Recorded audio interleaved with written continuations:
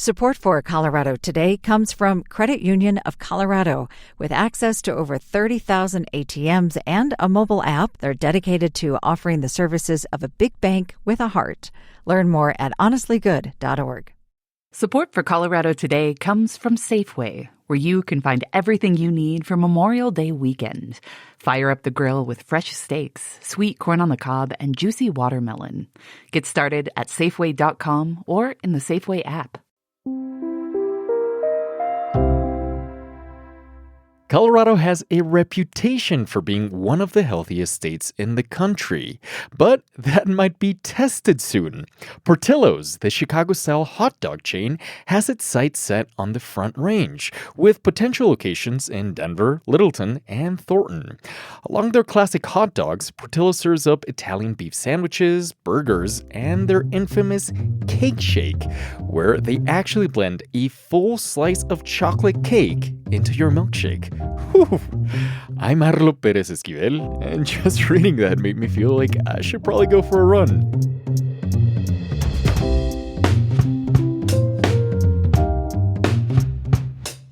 Coming up, the Supreme Court considers birthright citizenship.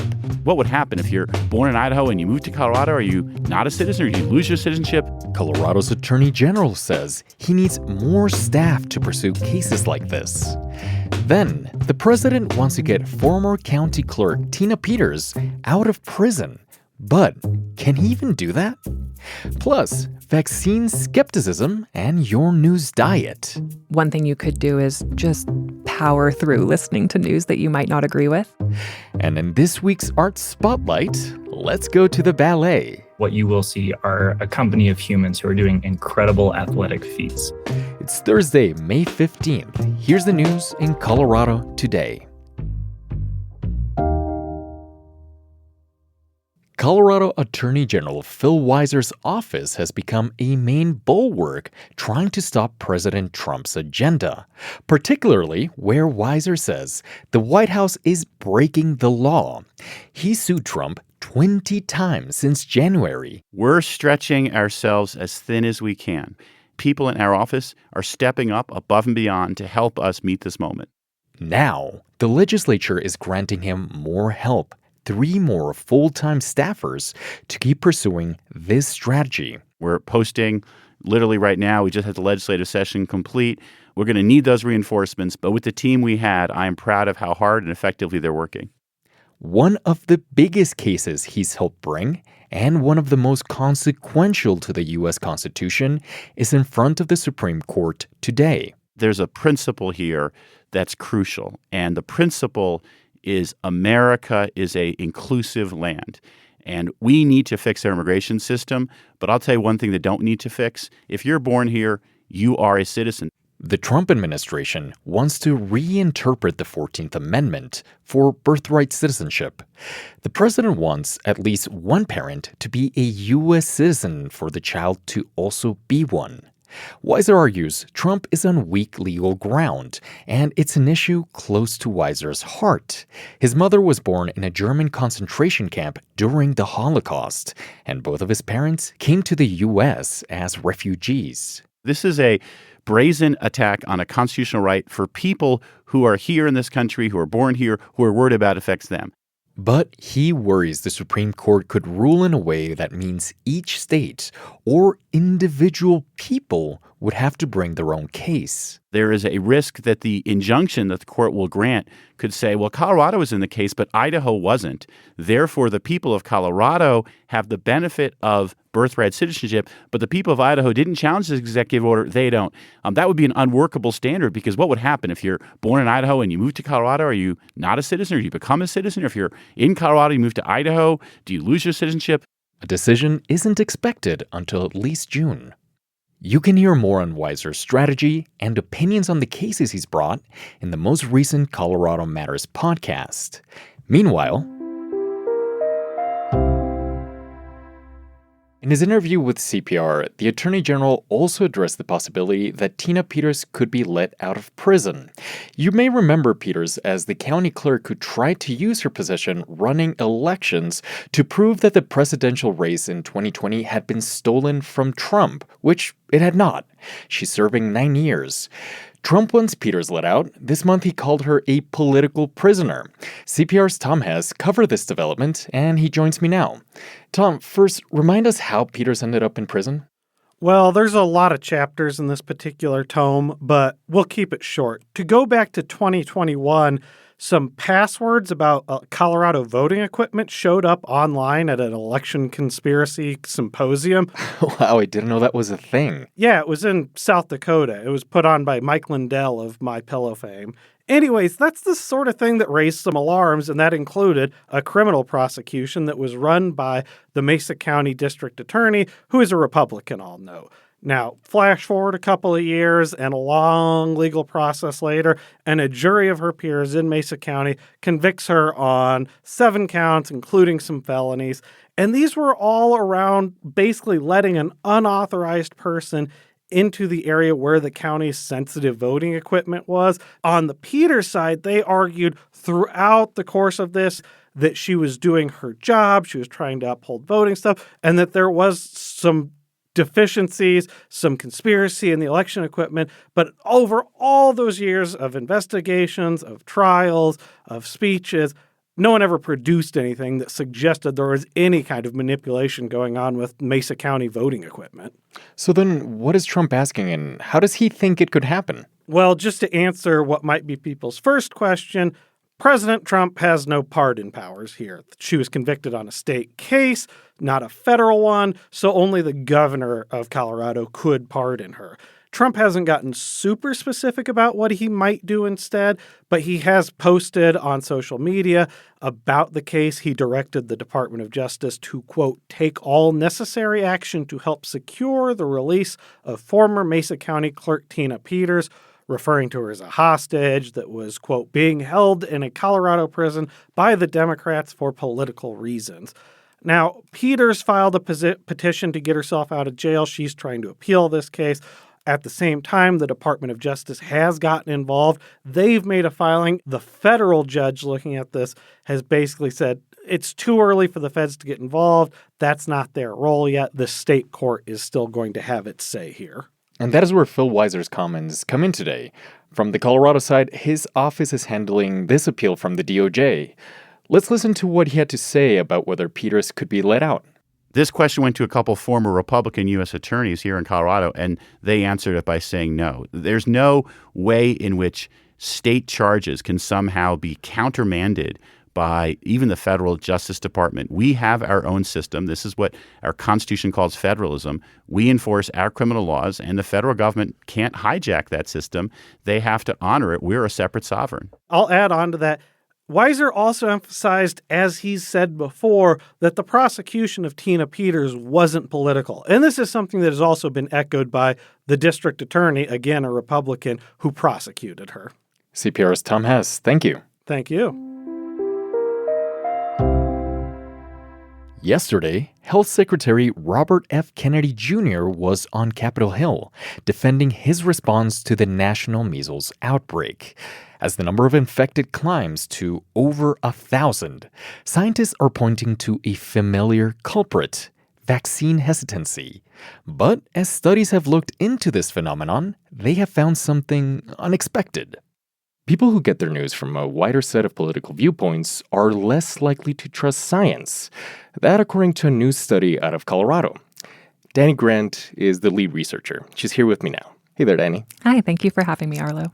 So I want to start out by asking you, what actually got you to study the media habits and how they affect health decisions? Well, we all lived through the COVID-19 pandemic and lockdowns. Yeah, we did. And during this time, my collaborators and I just noticed this intense polarization developing, where more right-leaning news outlets tended to question the efficacy of COVID-19 vaccines, whereas left-leaning and farther left-leaning news tended to focus on emphasizing that we should trust in scientists. Now, you decided to question that narrative. Yeah, so we found that when people consumed more diverse media, so when people were consuming both Fox News and CNN, or CNN and ABC and Wall Street Journal, they were more likely to get vaccinated, but surprisingly less likely to trust in science.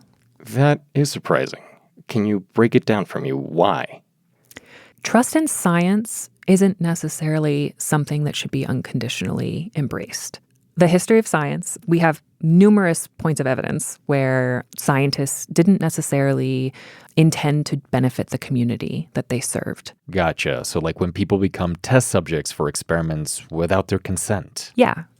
Questioning scientists is not only important for the public to do, but also an important piece of the scientific process. That's why we have peer review. And so the fact that when liberals consumed more diverse outlets across the spectrum, the fact that trust in science decreased, in my opinion, may be a good thing. Okay, so that is one side of the spectrum. Mm-hmm. What happens with the conservative side? What do you see there? Well, the conservative side is far less trusting of science. It's not unconditional distrust, but it is certainly an overly healthy distrust. This became problematic when it comes to communal behaviors to help protect your community. In order for a community to reach herd immunity, we need somewhere around 80%, 95% for measles. Yeah.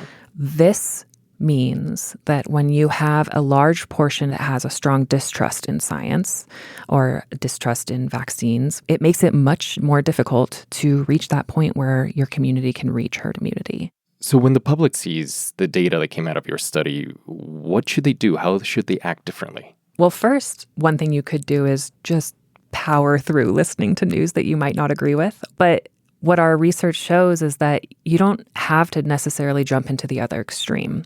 You can still consume news that, leans into your ideological inclinations, but trying to just get news from different places. Vox, Slate, and, NBC and CBS, they don't report news the exact same way. They have different journalists that have different values. And this goes the same for news on the right. Breitbart doesn't report the news in the same way that Fox News does. Another thing, and part of the reason I'm doing this interview is because I think that scientists need to get more on the news. And particularly with news that might not necessarily be sympathetic to the things that they do research on. As you mentioned, that challenge is part of the scientific process. Yeah, the challenge is part of the scientific process. News outlets on the right may often not be sympathetic to some of the things that we research, but I have no doubt that there is a thirst for a dialogue there. Denny Grant, thank you so much. Thank you for having me. Since it's almost the weekend, I have some arts happenings for you. Specifically, news about the ballet. I recently went to my first one in Denver, and I was taken aback by how difficult it looks. Well, coming up this weekend, Boulder Ballet has a totally different take on the classic Alice in Wonderland story. The Queen of Hearts is the star of this performance, the one who's constantly demanding, "Off with their heads!" Her origin story is on stage through dance this weekend at the Dairy Arts Center in Boulder.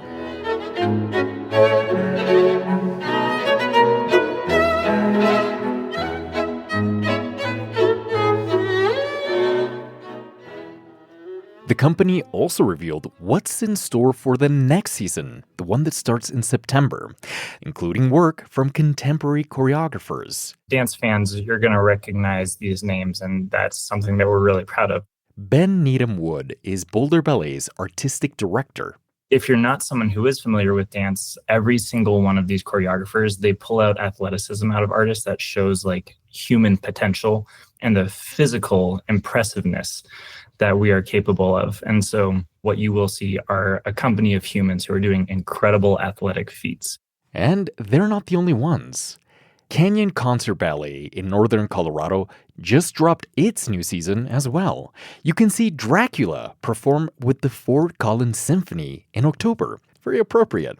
And apparently, it's the season of season announcements because the Denver Contemporary Ballet Company, Wonderbound, also shared its next lineup of shows. The company is bringing back The Sandman, performed with live music from Denver band Gasoline Lollipops.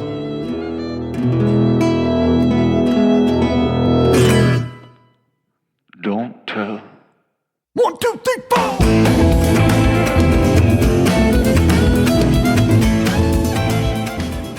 All this Colorado dance is just a sampling from CPR's weekly Arts Spotlight, which highlights cultural happenings around the state. CPR's Lauren Antonoff-Hart writes the Colorado Arts Spotlight, and you can find her full list in our show notes. And everybody knows who I came here for. Name Sandman hangs on his door. Everybody knows that I can't afford to buy my love, so I'm stealing his whore. Sandman, come outside, I scream, I'm hungry for your... Reporting for today's show came from CPR's Stephanie Wolf and Anthony Cotton. Follow Colorado Today in your podcast app. I'm Arlo Perez Esquivel. This is CPR News.